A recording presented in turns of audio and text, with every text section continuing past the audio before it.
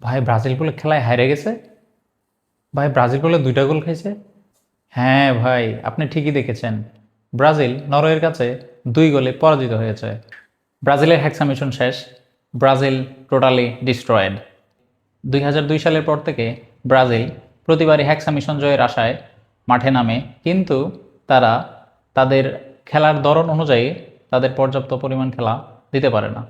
আপনি যদি ব্রাজিলের ফ্যান হয়ে থাকেন, তাহলে এবারের বিশ্বকাপটা আপনাকে খুবই ভোগান্তির মধ্যে রাখবে।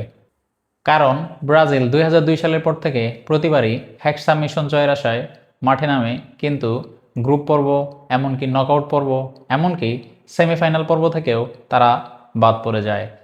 জার্মানি, ক্রোয়েশিয়া, জাপান এবং লাস্ট পর্যায়ে এসে নরওয়ের মতো একটা টিমের কাছে ব্রাজিল ধরাশায়ী।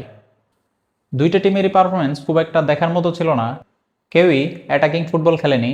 2টা টিমই একসাথে ডিফেন্সিভ ফুটবল খেলে তাদের বল আয়ত্তে রেখে কন্ট্রোলিং ফুটবল খেলতে চেয়েছে। কোনো একটা পর্যায়ে যেয়ে নরওয়ে তাদের কাঙ্ক্ষিত গোল পেলেও ব্রাজিল 2-3টা চান্স মিস করার কারণে বিশ্বকাপ থেকে আউট হয়ে যায়। কার্লো আনচেলত্তির ট্যাকটিক্যাল ভুল অথবা প্লেয়ারদের মিস্টেক, আপনার কোনটা মনে হয় কমেন্টে জানাতে ভুলবেন না।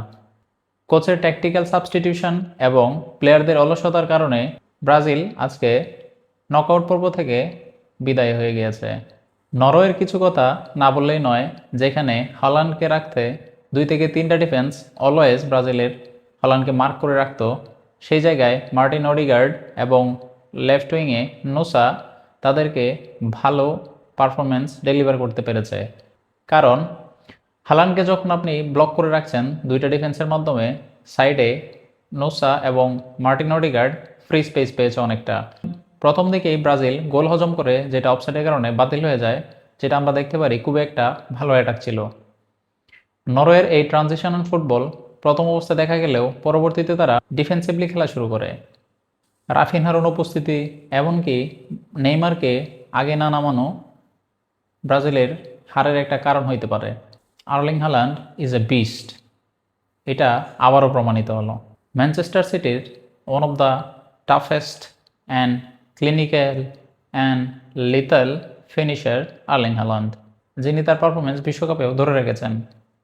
আজকেও একটা হাই ভোল্টেজ ম্যাচ রয়েছে, যেটা পর্তুগাল বনাম স্পেনের বিপক্ষে হতে যাচ্ছে। পর্তুগাল এবং স্পেন 2টা ইউরোপিয়ান টিম। ইউরোপিয়ান টিমের খেলা আমরা খুবই উপভোগ করি, কারণ সে জায়গায় মারামারি, কাটাকাটি, হানাহানি খুবই কম হয়। কোন টিমকে এগিয়ে রাখবেন কমেন্টে জানিয়ে দিন।